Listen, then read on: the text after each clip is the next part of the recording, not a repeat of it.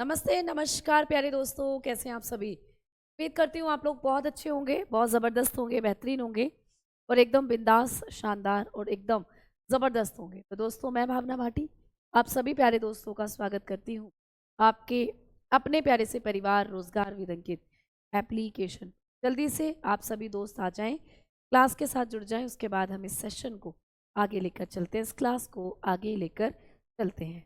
सभी को नमस्कार है। एक बार बताइएगा कि आप लोग सभी मुझे सुन पा रहे हैं, आप लोगों तक, आप सभी प्यारे दोस्तों तक मेरी आवाज़ जो है वो पहुंच रही है या नहीं।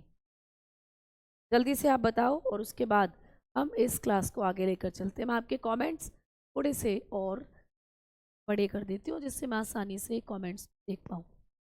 जल्दी से आप आकर तब तक बता दीजिएगा कि आवाज़ मेरी आप लोगों तक पहुँच रही है, आप लोग मुझे सुन पा रहे हैं और कोई दिक्कत किसी तरीके की फटाफट से बताओ, फिर क्लास को शुरू कर रहे हैं। ठीक है।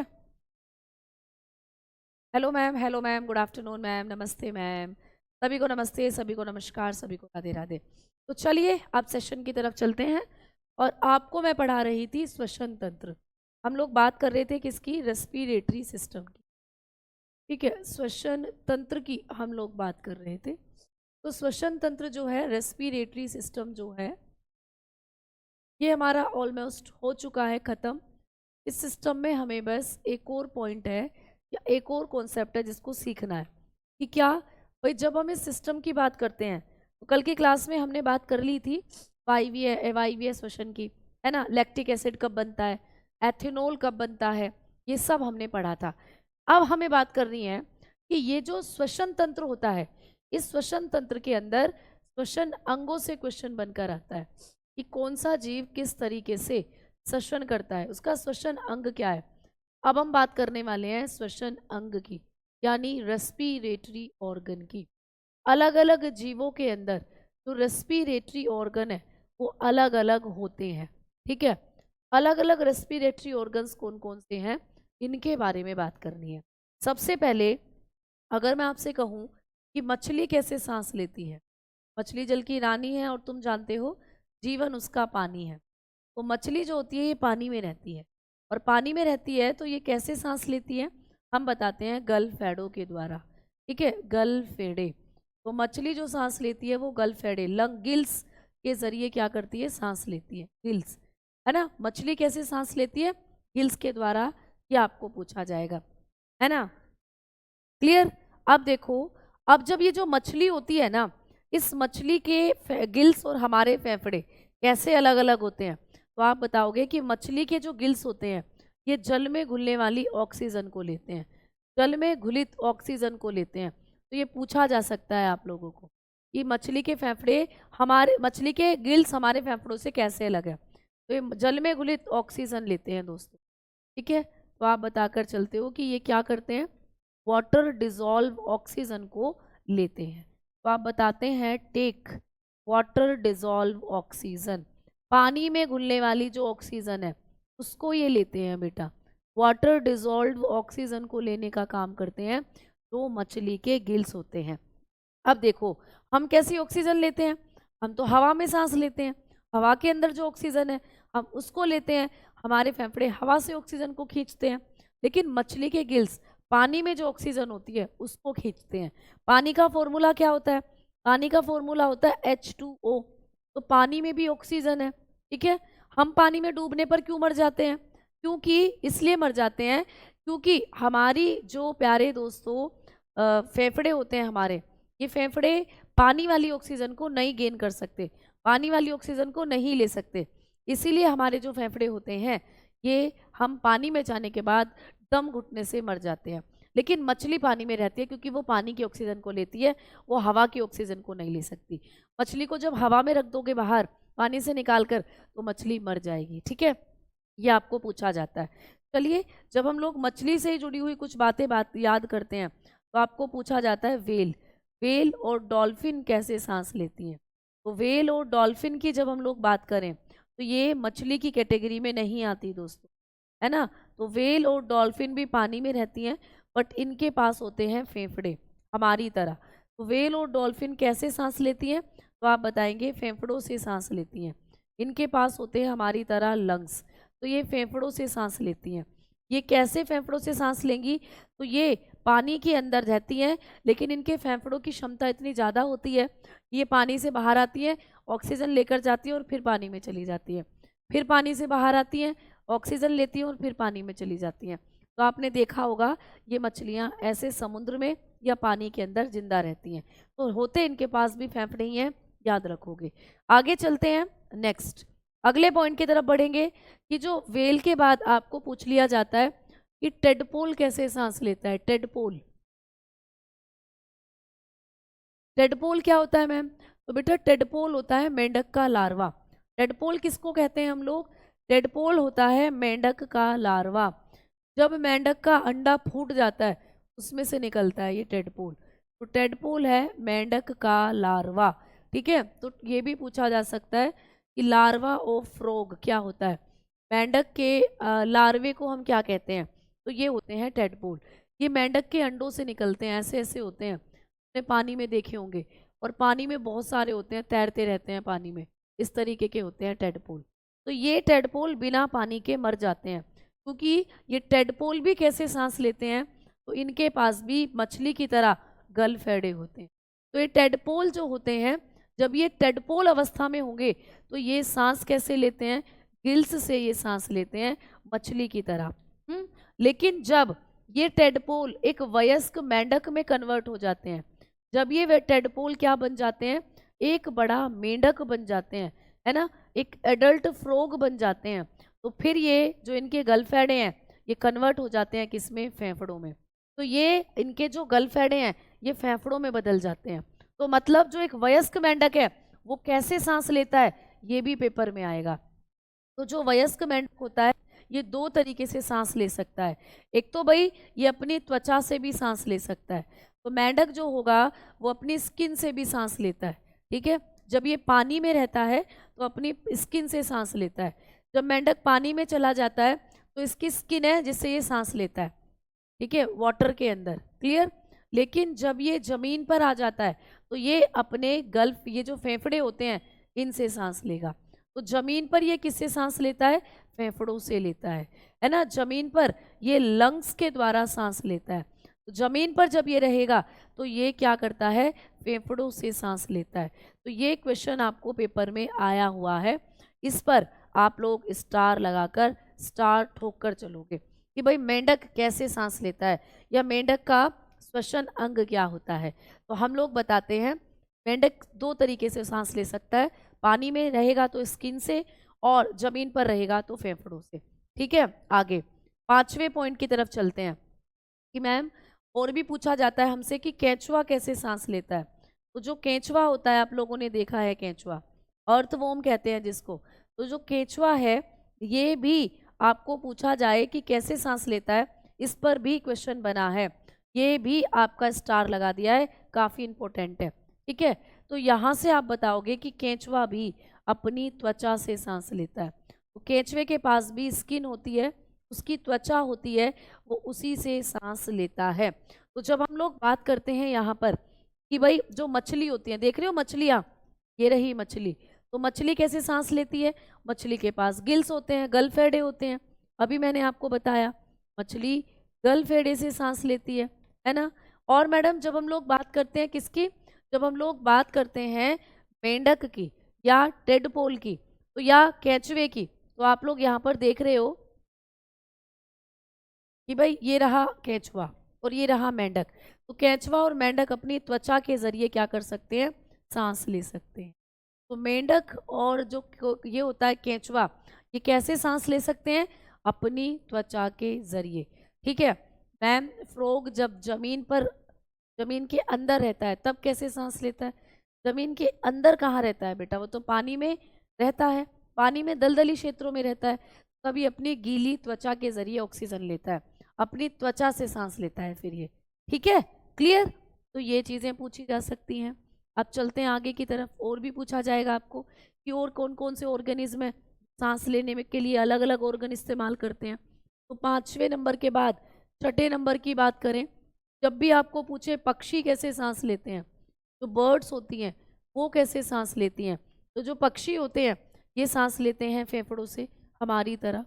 जो फेफड़े होते हैं इनसे सांस लेते हैं, इनके पास भी लंग्स होते हैं। ठीक है, आपको पूछे कि सरीसृप जो होते हैं, सरीसृप जैसे सांप हो गया, छिपकली हो गई, है ना, तो जो रेप्टाइल्स होते हैं ये कैसे सांस लेते हैं? तो रेप्टाइल्स, सांप, छिपकली, कछुआ, ये जो सांस लेते हैं इनके पास भी फेफड़े होते हैं हमारी तरह। जो सांप होगा इनके पास भी हमारी तरह लंग्स होते हैं, फेफड़े। तो ये भी कैसे सांस लेते हैं दोस्तों? फेफड़ों से सांस लेते हैं। आपको पूछेगा कि जो कीट होते हैं, कीट जानते हो, इंसेक्ट, जैसे मधुमक्खी हो गई, है ना, छोटे छोटे कैटरपिलर हो गए, ठीक, आप लोग बताकर चलते हो कि छोटे छोटे चैटा चैटी हो गए, ठीक, ये कैसे सांस लेते हैं? तो कीटों में सांस लेने के लिए पाए जाते हैं छोटे छोटे छिद्र, जिनको कहते हैं स्पाइरेकल्स। क्या कहते हैं? स्पाइरेकल्स, यानी श्वसन छिद्र, इनको कहा जाता है श्वसन छिद्र, है ना। तो ये कैसे सांस लेते हैं कि ये जो छोटे छोटे कीट होते हैं श्वसन छिद्रों से सांस लेते हैं, स्पाइरेकल्स, छोटे छोटे इनकी त्वचा में छेद होते हैं, उनसे सांस लेते हैं। अच्छा, कीटों में ही आपको पूछ ले कि जो कॉकरोच होता है वो कैसे सांस लेता है? कॉकरोच, तो कॉकरोच के पास पाई जाती है ट्रैकिया। ठीक है, तो जो कॉकरोच है ये कैसे सांस लेता है? तो कॉकरोच से अलग से क्वेश्चन पूछा जाता है। कॉकरोच भी एक कीड़ा है, एक कीट है, सांस लेता है ट्रैकिया के द्वारा, ट्रैकिया। तो कॉकरोच कैसे सांस लेता है दोस्त? इसके पास होती है ट्रैकिया। तो आप बताते हो कि कॉकरोच का श्वसन अंग क्या है? कई बार आपको पेपर में, कई एग्जाम्स में पूछा गया है, इंपॉर्टेंट है, लगा दिया मैंने यहाँ निशान। कॉकरोच भी कैसे सांस लेता है? ठीक है, कॉकरोच के पास होता है क्या? आप बताते हो ट्रैकिया। ठीक है, अब देखो यहाँ पर फिर से, यहाँ पर देखो, देखो ये कैटरपिलर है। कैटरपिलर जानते हो, कीड़ा है, ये एक छोटा सा कीट है। जब ये सांस लेता है तो कैसे लेता है? इसके शरीर में देखो ये छोटे छोटे छेद होते हैं, इन छेदों को कहा जाता है स्पाइरेकल्स, यानी श्वसन छिद्र, इनको कहते हैं श्वसन छिद्र। इन्हीं छोटे छोटे छिद्रों से ऑक्सीजन इसके शरीर में चली जाती है, कैटरपिलर के शरीर। ठीक है, अब जो मुर्गी है, ये देखो चिकन है, मुर्गी, मुर्गी एक पक्षी, आप जानते हो। तो भाई पक्षी कैसे सांस लेते हैं? इनके पास भी फेफड़े होते हैं हमारी तरह, जैसे हम फेफड़े से सांस लेते हैं ऐसे ही पक्षी भी फेफड़ों से सांस लेते हैं। ठीक है, क्लियर। अब मैंने आपको बताया कि कीटों में, आपको पूछे कि कीट कैसे सांस लेते हैं तो आपने श्वसन छिद्र बता दिया। आपको पूछे कॉकरोच कैसे सांस लेता है तो ट्रैकिया बता दिया। एक और पूछता है मकड़ी और बिच्छू, ठीक है, जो मकड़ी होती है और जो बिच्छू होता है प्यारे दोस्त, ये भी कीटों की कैटेगरी में आते हैं, ये भी इंसेक्ट है, कीट है। तो जो स्पाइडर होती है ये, और जो स्कॉर्पियन होता है, स्कॉर्पियन बिच्छू जो होता है, ये कैसे सांस लेते हैं? इनके बारे में भी क्वेश्चन आता है पेपर के अंदर। इनके पास सांस लेने के लिए पाए जाते हैं बुक लंग्स। क्या होते हैं भाई इनके पास? किताबी फेफड़े होते हैं इनके पास, किताबी फेफड़े। इनके फेफड़ों की संरचना किताब के जैसी होती है, इसीलिए इनको कहते हैं किताबी फेफड़े, बुक लंग। तो किस में श्वसन बुक लंग्स के द्वारा होता है? ऐसे क्वेश्चन आ जाएगा। या मकड़ी या बिच्छू कैसे सांस लेते हैं, किस अंग से सांस लेते हैं? तो हम लोग बताते हैं किताबी फेफड़े, इनमें पाए जाते हैं किताबी फेफड़े। जैसे कि किताब होती है ना, वैसे इनके अंदर फेफड़े होते हैं। देखो बुक लंग, ये देखो जैसे किताब रखी हुई हो कोई, ऐसा लगता है कि जो मकड़ी है ये, इसके फेफड़े ऐसे लग रहे हैं जैसे कोई किताब रखी हुई हो छोटी सी, है ना, इस तरीके से। इनके फेफड़े कैसे होते हैं? एक किताब की तरह होते हैं, जैसे कोई किताब के पन्ने यहाँ पर पलट रहा हो और जैसे कोई किताब हो, इस तरीके के क्या होते हैं? इनके फेफड़े होते हैं, इनको कहते हैं बुक लंग्स। ठीक है, समझ में आ गई बात? चलो आगे बात करते हैं। आपको पूछा जाएगा इन सब के बाद 9वें नंबर पर हम लोग बात करेंगे कि आपको पूछा जाएगा अमीबा कैसे सांस लेता है। कौन दोस्तों? अमीबा। अमीबा एक जंतु है ना, अमीबा कैसे सांस लेता है ये आपको पूछा जाएगा। जब हम बात करते हैं अमीबा की, एक छोटा जंतु है, एक कोशिकी है, प्रोटोजोआ कहते हैं इसको। ये सांस लेता है शरीर सतह से या अपनी प्लाज्मा झिल्ली से। शरीर सतह बोल देते हो, या तो शरीर सतह आएगा या आप बताओगे प्लाज्मा झिल्ली आएगा, है ना, प्लाज्मा झिल्ली। ये इन दोनों से, या ये एक ही चीज है, अलग अलग आ जाते हैं लिखे हुए। तो ये किससे सांस लेता है? बॉडी सरफेस से। इसकी जो बॉडी की सतह है, सरफेस है, वहां से सांस लेगा, या प्लाज्मा मेम्ब्रेन ये वहां से सांस लेता है। ये भी आपको पूछा गया है, ठीक है, कि भाई जो ये होता है अमीबा, ये कैसे सांस लेता है। ये भी बहुत इंपॉर्टेंट है कि अमीबा में श्वसन अंग बताइए। तो जब हम अमीबा की बात करते हैं ना, तो देखो ये अमीबा, ये रहा अमीबा, ठीक है, ये रहा अमीबा। ये जो आपको यहाँ नजर आ रहा है ये है अमीबा, देखो, और लिखा हुआ है ना कैसे सांस लेता है? Cell membrane. सेल मेम्ब्रेन का ही तो दूसरा नाम प्लाज्मा मेम्ब्रेन होता है। कोशिका वाले चैप्टर में आपको पढ़ाया था ना मैंने कि सेल मेम्ब्रेन को ही कोशिका झिल्ली को ही प्लाज्मा झिल्ली कहते हैं। तो इसी के जरिए आप लोगों को ये चीजें क्या हो जाएंगी? याद। ठीक है ना? अब चलो आगे, आखिरी 5 मिनट में जो पढ़ाएं उसका रिवीजन करवा दिया करो, ठीक है, कोशिश करते हैं, है ना। चलिए आगे बात करते हैं। आगे आपको पूछा जाएगा 10वें नंबर पर कि पौधे कैसे सांस लेते हैं। सांस तो पौधे भी लेते हैं, पौधे कैसे सांस लेते हैं ये पूछा जाएगा। प्लांट कैसे सांस लेते हैं। जब हम पौधों की बात करते हैं, पौधे छोटे छोटे रंध्र पाए जाते हैं पौधों की पत्तियों पर, जिनको कहते हैं स्टोमाटा। तो पौधे स्टोमाटा से सांस लेते हैं, स्टोमाटा यानी कि रंध्र। तो पौधे कैसे सांस लेते हैं? रंध्रों से। कैसे? पौधों की जो पत्तियां होती है ना, इस तरीके से पौधों की पत्तियों पर छोटे छोटे छिद्र पाए जाते हैं। पौधों की पत्तियों पर ऐसे छोटे छोटे छेद होते हैं, ये इन छोटे छोटे छेदों को कहते हैं हम लोग स्टोमाटा या रंध्र। इनसे इनके अंदर गैसेस एक्सचेंज होती, इनसे इनके अंदर गैसेस एक्सचेंज होती। ठीक है, क्लियर है ना? समझ में आ गई बात? चलो अब देखो, अब आगे आपको पूछेगा कि जो स्तनधारी जीव होते हैं वो कैसे सांस लेते हैं। भाई स्तनधारी जीव हम लोग हैं जैसे, स्तनधारियों में कौन कौन आता है बताओ, सारे बच्चे बताओ कि मैमल्स की कैटेगरी में कौन आते हैं, स्तनधारी जीवों में कौन कौन आते हैं। स्तनधारी जीव वो होते हैं बेटा जो अपने बच्चों के लिए दूध का निर्माण करते हैं, ठीक है, जो अपने बच्चों के लिए दूध बनाते हैं। अब गाय दूध बनाती है, भैंस वो बनाती है, शेर का बच्चा भी दूध पीता है, सियार का बच्चा भी अपनी मम्मी का दूध पीता है, कुत्ते का बच्चा, बिल्ली का बच्चा, इंसान का बच्चा, चूहे भी स्तनधारी हैं, चूहों के पास भी दूध ग्रंथियां होती हैं, बंदर का बच्चा, गोरिल्ला का बच्चा, गिलहरी का बच्चा, ये सब क्या होते हैं? ये सब सरीसृप, ये सब स्तनधारी होते हैं, मैमल्स होते हैं। ठीक है, ये सब क्या होते हैं दोस्त? मैमल्स होते हैं। स्तनधारी भी, हम लोग भी स्तनधारियों में आते हैं। तो स्तनधारी, चमगादड़ स्तनधारी में आते हैं, बिल्कुल। चमगादड़ कोई पक्षी नहीं है, चमगादड़ के पास भी दूध ग्रंथियां होती हैं, वो भी अपने बच्चों के लिए दूध बनाती है। तो उसके पास भी जब श्वसन की क्रिया होगी तो फेफड़ों से होती है। जैसे कि हम लोग सभी स्तनधारी जब सांस लेते हैं, कैसे सांस लेते हैं? फेफड़ों से सांस लेते हैं। सभी स्तनधारियों के पास होते हैं फेफड़े। ठीक है, समझ में आ गई बात? बहुत बहुत शुक्रिया भाई, बहुत बहुत शुक्रिया।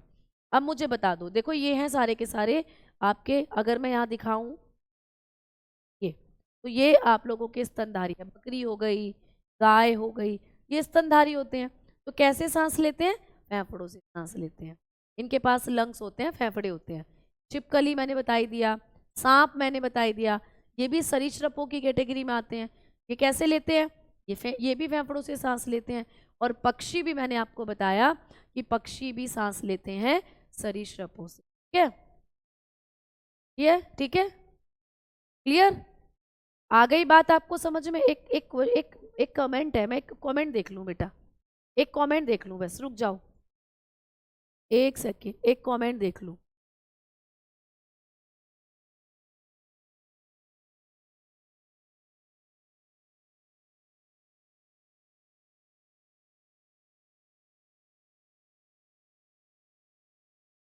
राजन जी, मेरा आपसे एक क्वेश्चन है, ये आप जो मैसेज कर रहे हैं ये किसके लिए कर रहे हैं?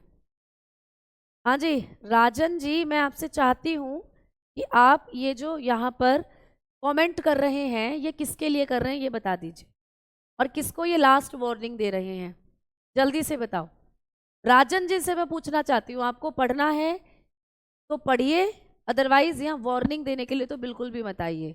ठीक है, समझ में आ गई। राजन नाम का एक बच्चा है, मुझे पता नहीं है लेकिन नाम है उसकी आईडी पे राजन। तो आप प्लीज यहाँ पर पढ़ने के लिए आइए। यहाँ पर जितने भी बच्चे जुड़े हुए हैं उन सभी बच्चों से मेरी एक दरख्वास्त है। दरख्वास्त क्या, मैं पूछना चाहती हूँ कि यहाँ पर खड़े होकर कौन सी मिस लैंग्वेज जो है मैंने यूज़ की है, फटाफट से बताओ। सारे के सारे बच्चे बताएं यहाँ पर कि अभी अभी या जो मेरी क्लास हुई है या अभी तक जितनी भी क्लासेस हुई हैं, कौन सी क्लास में मैंने मिस लैंग्वेज यूज़ करी है, ये बता दो। राजन जी आप भी बताइए, एग्जाम्पल दो, उसकी रिकॉर्डिंग दो और उस चीज़ को आगे बिल्कुल भेजो। उस पर एक्शन भी होना चाहिए अगर यहाँ पे ऐसा कुछ हुआ है तो। जल्दी बताओ। यहाँ पर चीज़ें चल रही हैं, एग्जाम्पल चल रहे हैं, डेली लाइफ से चीज़ें जुड़ी हुई हैं। जिसको लगता है भैया तो आप फिर आराम से जाएं और वार्निंग किसी और को दें। ठीक है, आप एक बच्चे हो, समझाना हमारा कर्तव्य है। ठीक है, समझ आ रहे हैं आप लोगों को, समझ में आ रहा है तो अच्छे से समझ लीजिए। ठीक है, क्लियर। चलो आओ अब आगे बात करते हैं। तो ये सब कैसे सांस लेते हैं, ये सब लंग्स के द्वारा, फेफड़ों के द्वारा सांस लेते हैं। अब हम आगे की तरफ बढ़ते हैं और अब हम लोग बात करेंगे। अच्छा, किसी और बच्चे को कोई डाउट कि जैसे मछलियों में हमने बता दिया कि गलफेडे होते हैं जो सांस लेती हैं मछलियाँ, हमने व्हेल और डॉल्फिन में बता दिया। ठीक है ना। हमने किस में बता दिया प्यारे दोस्त, डॉल्फिन में आप लोगों को बता दिया। अब आगे हम लोग देखें तो आपने बात करी है टेडपोल। टेडपोल होता है मेंढक का लार्वा, है ना। हम वयस्क के बारे में बात करेंगे दोस्त। वयस्क यानी कि यहाँ पर जो एडल्ट फ्रॉग होता है मेंढक, उसके बारे में बता दिया। केचुए के बारे में बता दिया हमने, पक्षी के बारे में, सरीसृप, कीट, कॉकरोच, मछली, ये सब हमने पढ़ लिया। अमीबा, है ना, पौधे हो गए और स्तनधारी हो गए। तो यहाँ पर आप बताएं कि ऐसा कौन सा आपके सामने डाउट है कि आपको लगता है कि उसका श्वसन अंग क्या हो सकता है, वो पेपर में आ जाए तो, है ना। हाँ, शार्क मछली। देखो शार्क एक मछली की कैटेगरी में आती है और मछलियां सारी कैसे सांस लेती हैं, गिल्स के द्वारा सांस लेती। ठीक है, क्लियर।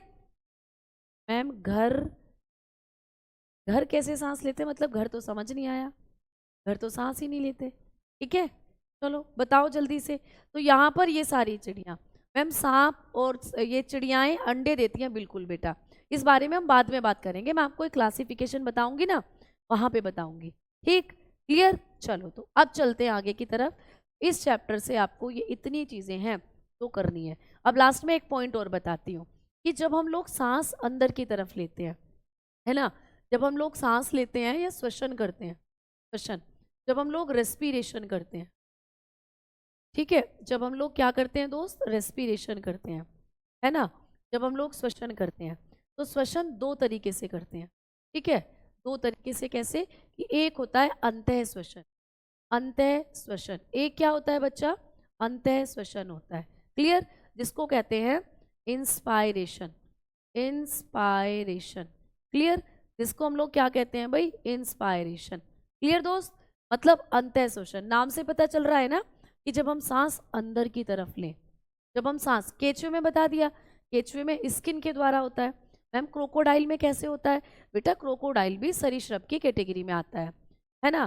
तो क्रोकोडाइल भी किस में आता है, इसी की कैटेगरी में आता है, जो मगरमच्छ होता है, मगरमच्छ भी यहीं आएगा।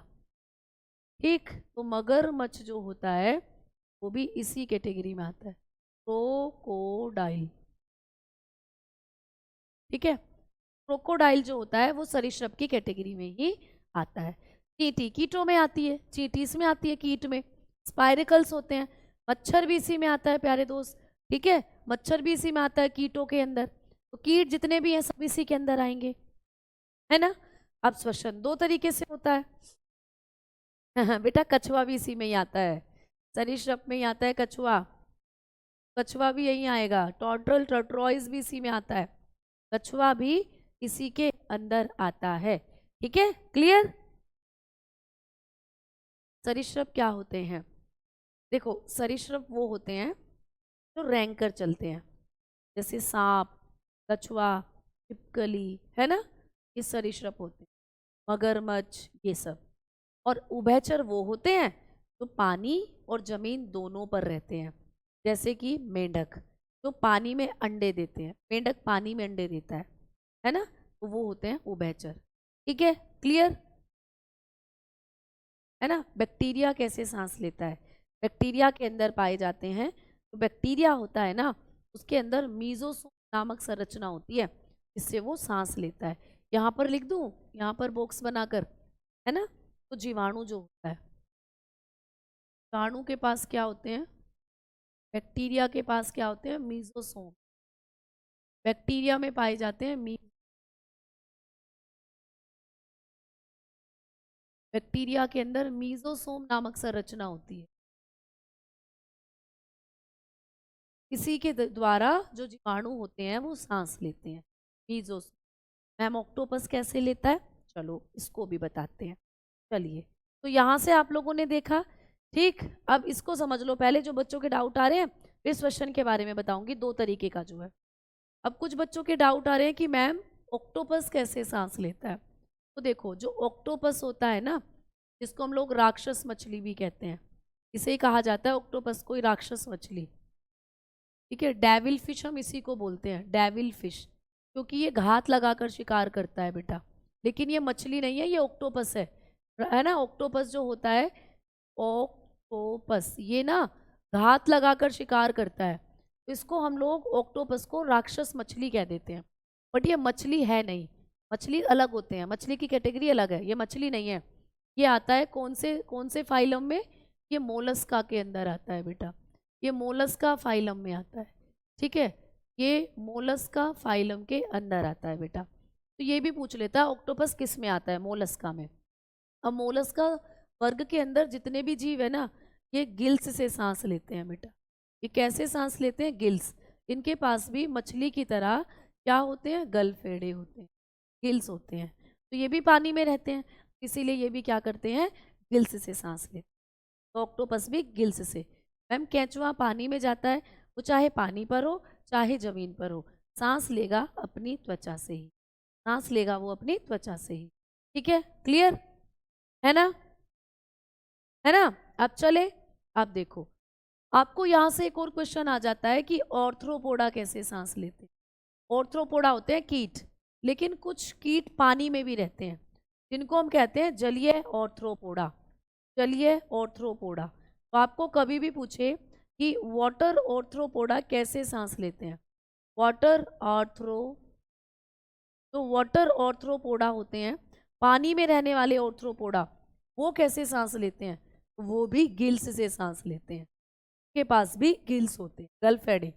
तो मतलब जो पानी में रहेगा ना पूरी तरीके से, वो पानी के अंदर गिल्स से सांस लेगा पूरी तरीके से, ठीक है। तो पूरी तरीके से पानी में रहता है, पानी से कभी बाहर ही नहीं आता। जैसे ऑक्टोपस को पानी से बाहर निकालोगे मर जाएगा, है ना। तो आप लोगों को याद रखना है कि जो पानी में रहता है पूरी तरीके से, वो गिल्स से सांस लेता है। जैसे टेडपोल को, मेंढक का लार्वा को बाहर निकालोगे पानी से, तो वो पानी के बाहर मर जाएगा। बिल्कुल, ये आपको याद रखना, ठीक है ना। घोंगा भी शरीर में आता है ना, घोंगा भी नहीं, घोंगा इसी में आता है, मोलस्का में। जो घोंगा है वो मोलस्का वर्ग में आता है, घोंगा जिसको हम स्नेल कहते हैं, स्नेल, वो इसमें आता है मोलस्का वर्ग में, ठीक है ना। बेटा देखो, आपको जब पूछा गया था मॉक में क्वेश्चन कि किस विटामिन की कमी से एनीमिया होता है, बेटा वहाँ ऑप्शन में मुझे बताओ, B9 थी क्या, B12 थी क्या, नहीं। जब B9 B12 ऑप्शन में नहीं है तो आपको B6 ही बताना है फिर। तो ये 3 विटामिन मैंने पहले भी बताया एनीमिया से संबंधित होती है, ठीक है। तो इसीलिए B6 से मैंने बताया था साधारण एनीमिया होता है, इसलिए क्योंकि परनीशियस एनीमिया B9 से, B12 से, और एमेंग्लोब्लास्टिक B9 से होता है, तो इसीलिए उसको कह देते हैं साधारण एनीमिया। लेकिन कभी भी आपको एनीमिया से संबंधित क्वेश्चन आए तो इन तीनों विटामिन के ऑप्शन के आधार पर ही आपको फिर बताना है, ठीक है। क्लियर। देखो, कछुए भी 2 तरीके के होते हैं, एक तो टर्टल होते हैं, टॉर्टरॉइज होते हैं, आते दोनों सरीसृप की कैटेगरी में ही है, रेप्टाइल में ही, लेकिन एक पूरी तरीके से पानी में रहते हैं और कुछ जमीन और पानी दोनों पर रहते हैं। जब वो प्यारे दोस्त क्या करते हैं, पानी में रहें, या आप लोग बात कर सकते हो कि जो सरीसृप है वो फेफड़ों से सांस लेते हैं, लेकिन जो पानी के अंदर जीव रहता है, मैं वही बात आपको समझा रही हूँ कि जो जीव पूर्ण रूप से पानी में रहता है वो कैसे सांस ले सकता है, तो वो गिल से सांस लेगा। तो कभी भी आपको पूछे कि जो जलीय कछुए होते हैं, जो पूर्ण रूप से जलीय कछुआ होता है, जो पूर्ण रूप से पानी में रहता है ना, समुद्र की गहराइयों में वो तैरते हैं कछुए, वाटर टर्टल। तो ये जो वाटर टर्टल होते हैं, तो ये जो वाटर टर्टल होते हैं, ये भी आप बताएंगे गिल्स से सांस ले सकते हैं। इनमें भी क्या हो सकता है, गिल्स हो सकता है, ये भी गिल्स के जरिए सांस लेते हैं। ठीक है ना, क्लियर क्लियर। अब चलते हैं, अब मैं आपको बता रही थी कि श्वसन दो तरीके से होता है, अंतः श्वसन और बाह्य श्वसन। ठीक है, अंतः श्वसन और बाह्य श्वसन। अच्छा मैम, जिसको कहते हैं एक्सहेलेशन, बाह्य श्वसन को कहते हैं एक्सहेलेशन। ठीक है, अब देखो, अंतः श्वसन जब हम सांस अंदर ले रहे हो, बाह्य श्वसन जब हम सांस बाहर छोड़ रहे हो। तो हम ऐसे करते हैं, ऐसे करते हैं सांस लेने की क्रिया। तो अंतः श्वसन जब अंदर कुछ सांस खींच रहे हैं हम लोग, तो कौन कौन सी गैसेज हैं जो हम अंदर ले जाते हैं, ये क्वेश्चन आ सकता है कि अंतः श्वसन के दौरान कौन कौन सी गैस हैं जो अंदर जाती हैं। तो जब हम अंदर की तरफ को सांस खींचते हैं तो हम लोग ऑक्सीजन अंदर ले जाते हैं, लगभग कितने परसेंट, 21% ऑक्सीजन हम अंदर ले जाते हैं, है ना। हम लोग कार्बन डाइऑक्साइड को भी अंदर ले जाते हैं, लगभग कितना प्रतिशत, 0.3%। ठीक है, चलो इतना बहुत कम मात्रा में। और हम लोग तीसरी गैस, हम लोग नाइट्रोजन अंदर ले जाते हैं सबसे ज़्यादा, 78 से 79% नाइट्रोजन जाती है अंदर जब हम सांस लेते हैं। तो सांस लेते वक्त जब हम अंदर की तरफ को हवा ले जाते हैं तो ये तीन गैसेज हैं तो अंदर जाती हैं इतने इतने अनुपात में। तो पेपर में क्वेश्चन आएगा, अंतः श्वसन के दौरान कौन सी गैस सबसे अधिक मात्रा में हमारे शरीर के अंदर जाती है या हमारे फेफड़ों में जाती है। तो कौन सी गैस है जो सबसे ज़्यादा हमारे फेफड़ों में जाती है, जल्दी बताओ, कौन सी गैस है जो सबसे ज़्यादा हमारे फेफड़ों में जाती है।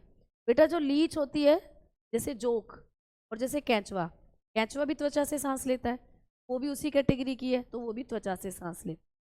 ठीक है, क्लियर, स्किन से। चलो तो देखो यहाँ पर, तो आप बताओगे नाइट्रोजन गैस हमारी फेफड़ों में जब हम अंतः श्वसन करते हैं सबसे ज़्यादा नाइट्रोजन जाती है, कितने परसेंट में, 98 से 79% में। लेकिन जब हम लोग सांस बाहर छोड़ते हैं, सांस बाहर छोड़ा, तो कौन कौन सी गैसेज हैं जो हमारे सांस के साथ बाहर आती हैं, यही तीन गैसेज सांस के साथ बाहर आती हैं। ऑक्सीजन भी बाहर आएगी, लेकिन कितना, आप बताते हो 16 से 17%। ठीक है, अंदर कितनी गई थी ऑक्सीजन, 21%, बाहर कितनी आ गई, 16 से 17%, यानी 4 से 5% ऑक्सीजन शरीर में इस्तेमाल हो गई ग्लूकोज को जलाने के लिए। अब उसकी कोई नीड नहीं थी, उसको बाहर निकाल दिया सांस के साथ। ठीक है, अब मैम कार्बन डाइऑक्साइड, बिल्कुल ये भी बाहर निकलेगी, कितना अमाउंट में, तो कार्बन डाइऑक्साइड निकलती है 4% में। तो कार्बन डाइऑक्साइड अंदर कितनी गई थी ये बताओ, आप कहोगे अंदर गई थी बहुत कम, 0.03% गई थी अंदर। ठीक है, लेकिन मैम जो बाहर आई है 4% में, यानी कहीं ना कहीं शरीर में कार्बन डाइऑक्साइड बनी है कि कम तो अंदर गई थी, बाहर ज़्यादा आ रही है। भाई एक कमरा है, उस कमरे में आपने क्या करा था, एक शेर को बंद कर दिया, और जब आपने दरवाज़ा खोला तो एक कुत्ता निकला, ऐसा कैसे हो जाएगा, अंदर तो बंद करा था शेर, बाहर निकल रहा है कुत्ता, ऐसा कैसे हुआ। वैसे ही कार्बन डाइऑक्साइड गई तो अंदर कम थी, बाहर आ रही है ज़्यादा, ऐसा कैसे हुआ। ऐसा तो तभी हो सकता है जब अंदर कहीं कार्बन डाइऑक्साइड बनी हो, वो बनी है तभी तो बाहर ज़्यादा आ रही है। इससे पता चलता है कि जब हमारे अंग उसको जलाते हैं तो उससे जलने से बनती है कार्बन डाइऑक्साइड, तो वही कार्बन डाइऑक्साइड फिर शरीर से बाहर आती है। इसीलिए जब हम बाह्य श्वसन करते हैं, जब हम सांस बाहर छोड़ते हैं, तो ऐसा कहते हैं कि कार्बन डाइऑक्साइड बाहर छोड़ी है, कि वो उतनी मात्रा में अंदर नहीं गई थी जितनी मात्रा में बाहर है। सबसे ज़्यादा बाहर यही आई है मात्रा में, क्योंकि इनके अकॉर्डिंगली देखें तो। आगे बात करें नाइट्रोजन, मैम नाइट्रोजन जितनी गई थी उतनी बाहर, इसका कोई काम ही नहीं होता शरीर के अंदर, तो नाइट्रोजन जितनी गई थी उतनी बाहर, है ना। तो पेपर में ये भी क्वेश्चन आता है कि ऐसी कौन सी गैस है जो श्वसन के दौरान जितनी मात्रा में अंदर गई थी उतनी मात्रा में बाहर आ जाती है। कौन सी गैस है, जल्दी बताओ, कौन सी गैस है, फटाफट से बताओ, है ना, है ना। शेर को यूनिफॉर्म पहना दी कुत्ते वाली अच्छा, तो जल्दी से बताओ कि यहाँ पर हम लोग बताएंगे CO4। अच्छा, CO4 लिख दिया मैंने CO2 के चक्कर में, 4% बनी है भाई, ये CO2 है, ये कार्बन डाइऑक्साइड। ठीक है, तो अब आपको कभी भी पूछे कि ऐसी कौन सी गैस है जो अंतः श्वसन और बाह्य श्वसन दोनों में बराबर मात्रा में शरीर के अंदर जाती है और बाहर आती है, तो वो नाइट्रोजन। इसका कोई काम नहीं होता, जितनी अंदर गई उतनी बाहर आ जाती है। ठीक है, क्लियर। तो ये आपको यहाँ से ये फैक्ट याद रखने थे। श्वसन तंत्र खत्म, खल्लास हो चुका है। आ जाओ बेटा, अब चलते हैं आपके एक नए टॉपिक की तरफ जिसका नाम है आपका कंकाल तंत्र। तो हेडिंग डालेंगे प्यारे दोस्तों कंकाल तंत्र, हेडिंग डालेंगे हम लोग कंकाल तंत्र, स्केलेटल सिस्टम, हेडिंग डालेंगे स्केलेटल सिस्टम, जिसमें हम आपको आपकी हड्डियों के बारे में पढ़ाएंगे। स्केलेटल सिस्टम, कंकाल तंत्र। ठीक है, तो जो कंकाल तंत्र होता है, आइए ये आपके शरीर का एक और नया सिस्टम है। अभी तक हमने सेल टॉपिक को कर लिया जो कि बहुत बड़ा था, रेस्पिरेशन को कर लिया है, और अब हम आए हैं कंकाल तंत्र पर। कंकाल तंत्र एक ऐसा तंत्र है जिसमें हम आपके शरीर के अंदर जो हड्डियां हैं उनके बारे में पढ़ते हैं। अब हम लोग बात करते हैं, ठीक है।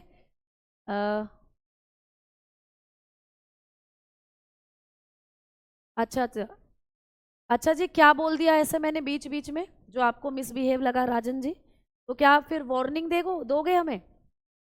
तो क्या फिर आप वार्निंग देंगे क्या? और ऐसा मुझे नहीं लगता कि मैंने आपको या किसी भी बच्चे को कुछ भी मिस लैंग्वेज कभी भी किसी भी क्लास में बोला हो। अगर तुम में से जितने भी बच्चे हो किसी को भी लगता हो कि मैं कभी ऐसे बोल देती हूँ, तो आप बता सकते हो बिल्कुल क्लास के अंदर, क्योंकि ये जो मैं पढ़ा रही हूँ ये मेरा कोई 1 साल का 2 साल का एक्सपीरियंस नहीं है बच्चा। जो पढ़ाते हुए इस पेशे के अंदर लगभग 10 साल हो चुके।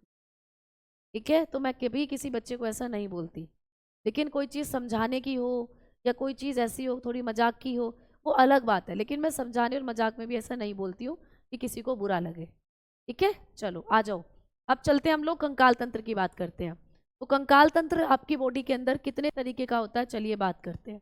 हमारे शरीर में जो कंकाल तंत्र होता है इसको हमने 2 भागों में डिवाइड करा है ना। कौन कौन से 2 भाग होते हैं, कौन कौन से 2 तरीके के हमारे कंकाल तंत्र होते हैं? एक आप बताते हो बाह्य कंकाल तंत्र, बाह्य कंकाल तंत्र, ठीक है, बाह्य कंकाल तंत्र, इसको कहते हैं हम लोग एक्सोस्केलेटल, एक्सोस्केलेटन। ठीक है, और दूसरे हो जाते हैं अंतः कंकाल तंत्र। ठीक है, अंतः कंकाल तंत्र, क्लियर। ये हो जाता है अंतः कंकाल तंत्र, जिसको कहते हैं हम लोग एंडोस्केलेटल, एंडोस्केलेटन। ठीक है, 2 तरीके के कंकाल तंत्र हमारे शरीर में होते हैं, 2 तरीके के कंकाल हैं जो हमारे शरीर के अंदर काम करते हैं। ठीक है, क्लियर। चलो आगे बढ़े, अब हम लोग बात करते हैं। हाँ, अब देखो बाह्य नाम से पता चल रहा है, बाह्य कंकाल तंत्र जो किसी के शरीर के बाह्य हिस्सों को बनाए। जैसे अगर मैं आपको कहूँ कि हमारे नाखून ये किस प्रकार के कंकाल का भाग है, बाह्य का। हमारी ये बाल है ना, ये किस प्रकार का भाग है, बाह्य का। तो आपसे पूछा जाता है कि बाह्य कंकाल तंत्र के उदाहरण बताइए, छांटने को आ जाता है कि निम्नलिखित में से कौन सा बाह्य कंकाल तंत्र का उदाहरण है।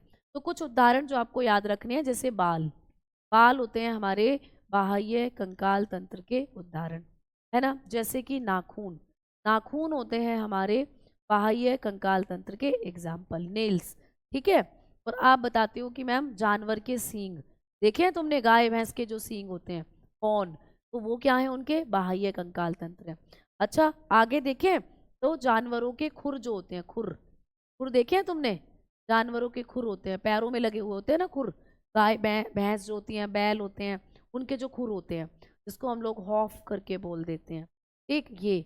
और 5वें नंबर पर अगर हम लोग देखें तो कैंचुली, सांप की कैंचुली देखी है तुमने, सांप अपनी कैंचुली उतार कर चला जाता है, है ना। तो इसको कहते हैं आउटर स्किन। तो सांप की आउटर स्किन होती है, outer skin of snake. Clear. तो जो सांप होता है कि जो कैंचुली होती है, ठीक है ना। हाँ, तो कैंचुली भी क्या होती है प्यारे दोस्त, ये भी क्या हो जाती है, आंख नाक कान कैसे हो जाएंगे। आंख नाक कान तो आपके जरूरी हिस्से हैं, वो तो आपके सेंस ऑर्गन, वो तो आपके संवेदी अंगों में आते हैं। हम तो यहाँ स्केलेटल सिस्टम की बात कर रहे हैं, ठीक है। क्लियर। चलो अब देखो कैंचुली हो जाती है, सांप देखा है तुमने, कैंचुली उतार कर चला जाता है। ओ, छठे नंबर पर अगर हम लोग देखें तो जो पंख होते हैं, है ना, पक्षी के पंख, पक्षी के पंख, या फिर कई बार फेदर लिखा जाता है, पक्षी के पंख या फिर फेदर। बताओगे, feather of bird, feathers birds. अच्छा तुमने देखे हैं कभी, जब हम छोटे थे तो हम ना विद्या को, जैसे रंग बिरंगी जो चिड़ियाएं होती हैं के पंख जब उड़ती हैं तो फैदर जो है गिर जाते हैं नीचे, पंख तो उड़ने का काम करते हैं, लेकिन फैदर क्या काम करते हैं, फैदर बेसिकली उनको गर्म रखने का काम करते हैं, गर्म रखते हैं उनको। तो पक्षी कई बार अपने फैदर जो है वो गिरा देते हैं, जैसे कबूतर के छोटे छोटे फैदर इधर उधर गिरे रहते हैं, कबूतर के पिंजरों में देखोगे जाकर। तो जब हम छोटे थे तो हम कहते थे विद्या माता, विद्या माता है ये हमारी, लाल रंग की, नीले रंग की, हरे रंग के पंख होते थे, उन्हें अपनी किताबों में रख लेते थे, और हम कहते थे कि इसे किताब में रखने से हमें विद्या आएगी, है ना। दांत भी नहीं होंगे बेटा, दांत आपके मुंह के अंदर है, ठीक है। तो ये आप लोगों के क्या हो जाते हैं, फैदर, मतलब ये होते हैं फैदर, पंख। मोर के पंख घरों में सजावट के लिए इस्तेमाल होते हैं, ड्रेसेस बनाने में इस्तेमाल होते हैं, घरों की डेकोरेटिव सामान बनाने के लिए इस्तेमाल होते हैं। तो मोर से वो पंख जब हटाए जाते हैं तो मोर को दर्द नहीं होता, मोर अपने आप उनको गिरा कर चला जाता है जंगल में, वहां से वो कलेक्ट कर लिए जाते हैं, ठीक है। तो ये, हाँ, सब चीजें देखी हैं, है ना, बिल्कुल। तो हम भी रखते थे ऐसे ही। तो वही वो बच्चों का दिमाग था उस टाइम पर, वही था। आज पता चलता है कि विद्या माता, सरस्वती माता सिर्फ मेहनत करने से, पढ़ाई करने से ही मिलती है, ऐसे पंख रखने से नहीं मिलती हैं। अब देखो, तो ये सब एग्जाम्पल होते हैं किसके, बाह्य कंकाल के। इनमें से कुछ भी पूछ सकता है पेपर में। आ जाओ बात करते हैं अंतः कंकाल की। तो भाई अंतः कंकाल जो होता है ये क्या होता है, अंतः कंकाल, हम लोग बात करेंगे अंतः कंकाल की, एंडोस्केलेटल की, एंडोस्केलेटन। तो दोस्त जो एंडोस्केलेटन होता है इसके बारे में हम लोग बात करें तो ये आपके शरीर के अंदर आपकी हड्डी और आपके कॉर्टिलेज से मिलकर बने। तो अंतः कंकाल तंत्र के एग्जाम्पल कौन होते हैं, हमारी हड्डियां, ठीक है, हमारी हड्डियां। बेटा दांत जो हैं वो हड्डियों में नहीं आते, दांत अलग हैं, दांतों को हड्डियों में इंक्लूड नहीं करते। और आप लोगों की दोस्त उपास थी, ठीक है, उपास थी, यानी कि कॉर्टिलेज, कॉर्टिलेज। क्लियर। आप लोग बताते हो कि हड्डी और उपास्थि ये किसके अंदर आती हैं, ये एग्जाम्पल होती हैं हमारे अंतः कंकाल का। आपके शरीर के अंदर अगर हम लोग देखें तो हड्डियां हैं, आपकी पूरी बॉडी किससे मिलकर बनी है, हड्डियों से, और आपकी बॉडी के अंदर कॉर्टिलेज भी है। अब जो नाक और कान बता रहे थे ना हम, ये कॉर्टिलेज के बने, ये कॉर्टिलेज है, देखो ये कॉर्टिलेज होता है। क्लियर। जहाँ पे हम झुमके पहनते हैं ये कॉर्टिलेज है। जब आप छोटे थे तो मैम ने इनको ऐंठा भी होगा कि पढ़ाई नहीं करते हो, वैसे टीचर इनको पकड़ के क्या कर देता था, मरोड़ देता था। अब चलो आगे चलते हैं हम लोग और बात करते हैं कि जो हड्डियां होती हैं इनसे रिलेटेड आपको कैसे क्वेश्चन आएगा पेपर में। तो आइए अब हम बात करते हैं हड्डियों के, अब हम बात करते हैं हमारे शरीर के कंकाल यानी अंतः कंकाल के बारे में। तो इनको देखेंगे, ठीक है, जो भाई साहब जी हैं इनको देखेंगे। इन भाई साहब जी के शरीर से सारी खाल, सारा मांस हटा दिया गया है और अब ये हड्डियों का एक ढांचा है। ये है आपके शरीर का कंकाल तंत्र, ये है हमारी हड्डियां जो आपकी पूरी बॉडी को जोड़कर आपके स्केलेटल को बनाती हैं। ये है आपका कंकाल तंत्र, है ना, this is your skeletal system. अब ये जो स्केलेटल सिस्टम है इस सिस्टम को भी हमने दो भागों में बांटा है, यानी कंकाल तंत्र का मुख्य भाग होती हैं हमारी हड्डियां। तो आइए अब हम हड्डियों से कहानी शुरू करते हैं। अब हम लोग बात करेंगे किसकी, आपकी हड्डियों की। दोस्तों अब हम लोग जब हड्डियों के बारे में बात करेंगे तो हड्डियां आपका अंतः कंकाल बनाती हैं। तो सबसे पहले आपको पेपर में क्वेश्चन आता है कि हड्डियों का अध्ययन क्या होता है। हड्डियों का अध्ययन, ठीक है। तो जब हम लोग हड्डियों का अध्ययन करते हैं ना, तो क्या कहा जाता है, आपको पूछा जाता है, ठीक है। हाँ जी, दादाजी हैं ये। स्टडी ऑफ बोन्स, हमारे शरीर में जब हम हड्डियों का अध्ययन करते हैं तो उसको क्या कहा जाता है? तो दोस्तों, हड्डियों के अध्ययन को कहा जाता है ऑस्टियो। क्या कहते हैं? ऑस्टियो, ठीक है। हड्डियों के अध्ययन को कहा जाता है ऑस्टियोलॉजी। तो पेपर में आएगा हड्डियों का अध्ययन, तो आप बताएंगे ऑस्टियो। आगे बात करें, मैम हड्डियां कितनी होती हैं हमारे शरीर में? हड्डियों की संख्या कितनी होती है? हड्डियों की संख्या से क्वेश्चन आता है, ठीक है। हमारे शरीर में हड्डियों की संख्या कितनी होती है? तो हड्डियों की संख्या से क्वेश्चन आपको 2-3 तरीके से बनता है। जैसे आपको पूछ ले, जो एक नवजात बच्चा है, ऐसा बच्चा जिसका जन्म हुआ है 2-3 दिन पहले ही उसका जन्म हुआ है, न्यू बोर्न बेबी, ठीक है। तो जो न्यू बोर्न बेबी है, न्यू बोर्न बेबी, ठीक है, जो एक नवजात शिशु है, उसमें हड्डियों की संख्या कितनी होती है? तो आप बताते हो 300। ये क्वेश्चन पेपर में कई एग्जाम्स में पूछा गया है, पर स्टार लगाएंगे कि एक नवजात शिशु में हड्डियों की संख्या कितनी होती है? तो आप बताते हो 300 होती है बेटा। नवजात शिशु की बात चल रही है तो 300 होती है, ठीक है, 300। फिर आपको पूछे कि एक बालक में हड्डियों की संख्या कितनी होती है? भाई बालक थोड़ा सा बड़ा हो गया, यही बच्चा थोड़ा बड़ा हो गया, 10-12 साल का हो गया, तो एक चाइल्ड में हड्डियों की संख्या कितनी हो? अब इसके शरीर में जो हड्डियां हैं वो घट जाएंगी, कितनी रह जाएंगी? 270 से 280 के आसपास ये हड्डियां रह जाएंगी। तो जैसे बच्चा बड़ा हुआ तो उसमें हड्डियों की संख्या कम हो गई, उसमें हड्डियों की संख्या क्या हो गई? कम। और अब जब वो वयस्क बन गया, अब जब वो क्या बन गया दोस्त? वयस्क, एडल्ट बन गया, ठीक है। जब वो क्या बन गया दोस्त? अडल्ट बन गया। तो आप लोग याद रखोगे कि जब वो अडल्ट बना तो उसमें हड्डियां घटकर मात्र 206 रह जाती हैं, मात्र 206 रह जाती हैं। तो आपको पेपर में पूछा जाता है कि एक नवजात शिशु में हड्डियां कितनी होती हैं? 300। मैम एक बालक में कितनी होती है? बालक में बहुत कम पूछी गई है, पूछ ले 270 से 280।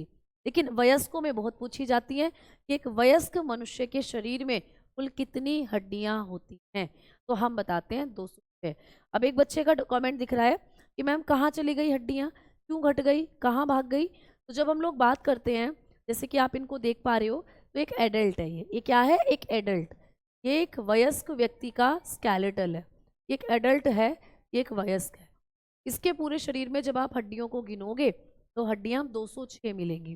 तो मैम जब बचपन में ये पैदा हुआ था तो इसकी हड्डियां ज़्यादा होंगी, 300 होंगी, तो अब कहाँ चली गई वो हड्डियां? तो हड्डियां कहीं नहीं जाती, हड्डियां वहीं रहती हैं आपके शरीर में। बस होता क्या है कि जब हम पैदा होते हैं तो हड्डियां काफ़ी लंबी होती हैं ऐसे, और हड्डियों के जॉइंट काफ़ी कम होते हैं, ठीक है। हड्डियां लंबी ज़्यादा होती हैं, उनके बीच में जॉइंट्स कम होते हैं, ठीक है। समझ में आ गई? ऐसा क्यों होता है बेटा, वही समझा रही हूँ मैं आपको, है ना। चलो अब देखो, जब हम लोग बात करते हैं, इससे डर भी जाते हैं ना, स्केलेटल, हो भूत, तो ये तुम्हारे सपने में भी आ सकता है रात को, ठीक है, कंकाल, है ना। चलो, तो ये हड्डियां कहीं नहीं जाती। हड्डियां क्या होती हैं कि जब बच्चा पैदा होता है तो हड्डियों के अंदर जॉइंट्स बहुत ज़्यादा होते हैं। देखो यहाँ समझाती हूँ, यहाँ पे समझाती हूँ। जब एक बच्चा पैदा हुआ तो उसके अंदर हड्डियां ऐसे थी, देखो ऐसे छोटी छोटी हड्डियां, और जॉइंट बहुत ज़्यादा थे इन हड्डियों, ये ऐसे थी उस नवजात बच्चे की हड्डियां। अब जब इनको आप काउंट करोगे, संख्या ज़्यादा बैठेगी, 1 2 3 4, ऐसे 300 बैठती हैं, इसीलिए काउंटिंग में। फिर ये बच्चा बड़ा हुआ, धीरे धीरे इसकी हड्डियां लंबी हो गई और जॉइंट्स जो थे वो धीरे धीरे कम हो गए। हड्डियां लंबी हो गई और जॉइंट्स कम हो गए। अब इसको काउंट करोगे तो हड्डियां ज़्यादा बैठ रही हैं, 1 2 3 4 5। अब ये थोड़ा बड़ा हुआ तो इसकी हड्डी लंबी हो गई, बीच में से जॉइंट खत्म हो गए, 1 2 3, तो 5 हड्डी की 3 हड्डी बन गई भैया, तो काउंटिंग कम हो गई। और जब ये वयस्क हुआ तो वयस्कों में क्या होता है कि हड्डी काफ़ी लंबी हो जाती है और जॉइंट्स भी बीच में से खत्म हो जाते हैं। तो वयस्क होते होते हड्डियां लंबी हो जाती हैं और बीच के जॉइंट्स खत्म हो जाते हैं। इसीलिए जब हम वयस्क होते हैं तो 300 से घटकर हड्डियां 200 पे रह जाती। समझ में आ गई बात? मयंक बेटा स्पीड तेज करूंगी तो शायद कॉन्सेप्ट फिर कैच नहीं कर पाओगे। स्पीड तेज कर दूंगी मैं, लेकिन समझाना भी बहुत ज़रूरी है। ठीक है, चलो आ जाओ, है ना। अब चले आगे, अब बात करते हैं हम लोग। तो यहाँ से समझ में आ गया हड्डियाँ कैसे घटी। अब बात करेंगे कि हड्डियाँ जो होती हैं ये किस पदार्थ से बनी हुई। तो आइए भाई, अब हम लोग यहाँ पर अगला पॉइंट लिखेंगे कि हड्डियाँ कैल्शियम, हड्डियाँ किस पदार्थ की बनी होती है? Calcium phosphate. हड्डियाँ कैल्शियम फॉस्फेट तथा कैल्शियम कार्बोनेट की बनी होती, कैल्शियम कार्बोनेट की बनी हुई, ठीक है, की बनी होती। ये भी आपको याद रखना है कि हड्डियां किस पदार्थ की बनी होती है? कैल्शियम फॉस्फेट और calcium carbonate. Bones are made up of, bones are made up calcium phosphate, calcium phosphate and calcium carbonate. ठीक है, तो हड्डियां इन पदार्थों की बनी हुई। क्लियर हो गया बात? आगे बढ़ूं? चलो, हड्डियों के अंदर एक प्रोटीन पाई जाती है। कौन सी प्रोटीन है जो हमारी हड्डियों में पाई जाती है? विच protein is present in bone. तो जब हम हड्डियों की प्रोटीन की बात करते हैं तो हमारी हड्डियों में पाई जाती है ओसीन। ठीक है, हड्डियों में कौन सी प्रोटीन होती है? ओसीन, है ना, ओसीन। आपको ये पूछा जा सकता है कि हड्डियों में कौन सी प्रोटीन है, तो हम कहते हैं ओसीन नाम की हड्डियों में पाई जाती है। ठीक है, तो हड्डियों में ओसीन प्रोटीन होती है। हड्डियां क्या काम करती हैं? अगर हम हड्डियों के वर्क की बात करें, कार्य की बात करें, तो हड्डियां क्या करती हैं दोस्त? एक तो आपको सीधा खड़ा रखने में मदद करती हैं, आपकी बॉडी को सीधा खड़ा रखने में मदद करती हैं। ठीक है, आपको क्या देती हैं हड्डियां? आपको सीधा सीधा खड़ा होने में मदद करती हैं, सीधा खड़ा होने में सहायक। ठीक है, होने में सहायक मतलब आपके अगर पैर हैं और पैर की जो हड्डियां हैं वो किसी तरीके से डैमेज हो जाए तो व्यक्ति फिर सीधा नहीं खड़ा हो पाएगा, या हमारी रीढ़ की हड्डी में कुछ कनेक्शन कुछ दिक्कत आ जाए तो हम सीधे नहीं खड़े हो पाएंगे। तो हमें जो ड्यूरेबिलिटी या हमें जो सीधा खड़ा रहने में जो हेल्प कर रही हैं तो वो क्या होती हैं? हड्डियां। तो सीधा खड़ा होने में सहायक होती हैं। ठीक है, सहायक होती हैं। ठीक है, तो लिखेंगे help straight, help to straight out. ठीक है, क्लियर? तो ये आपको सीधा खड़ा रखने में सहायक होती है, हड्डियों की बदौलत ही हम सीधे खड़े हो पाते हैं। दूसरा, रक्त निर्माण का कार्य करती है। रक्त निर्माण, आपके शरीर में अगर हड्डियां ना हो ना, खून भी नहीं बनेगा। रक्त निर्माण करती हैं, तो हड्डियां क्या करती हैं? रक्त निर्माण करती हैं। ब्लड फॉर्मेशन करती हैं हड्डियां, ब्लड फॉर्मेशन। ठीक है, तो हड्डियों का ये भी काम होता है कि हड्डियां आपके शरीर में रक्त बनाती हैं। कैसे बनाती हैं रक्त? कि हड्डियों में पाया जाता है बोन मैरो। हड्डी के अंदर एक जगह होती है जिसे कहते हैं अस्थि मज्जा, जिसे कहते हैं हम लोग अस्थि मज्जा, बोन मैरो, बोन मैरो। तो हड्डी के बीचों बीच खाली जगह पाई जाती है जिसे कहते हैं बोन मैरो। ठीक है ना। तो ये जो बोन मैरो होता है, ये बोन मैरो ही रक्त बनाने का काम करता है आपके शरीर में, है ना। क्लियर? देखो इधर, अब यहाँ पर आपको मैं दिखाती हूँ कि हड्डी के अंदर, ठीक है, तो हड्डी जो होती हैं ये आपकी, जब इनको आप देखोगे तो हड्डी के अंदर आपको बोन मैरो मिलता है। देखो ये हड्डी है और ये रहा बोन मैरो, ये है बोन मैरो। आपकी इसी जगह पर रक्त बनता है। तो रक्त निर्माण कहाँ होता है? हड्डी में, बोन मैरो में। अस्थि मतलब हड्डी और मैरो मतलब मज्जा। मज्जा बोले तो खाली जगह। तो हमारी हड्डियों में ऐसे खाली जगह होती है, अंदर से खोखली होती हैं हड्डियाँ, है ना। हाँ, तो ये आपको क्या करती है? रक्त निर्माण में सहायता करती हैं। तो हड्डियाँ होती हैं। ठीक है, हड्डियाँ वाइट होती हैं कैल्शियम की वजह से, फॉस्फेट की वजह से। ठीक है, क्लियर?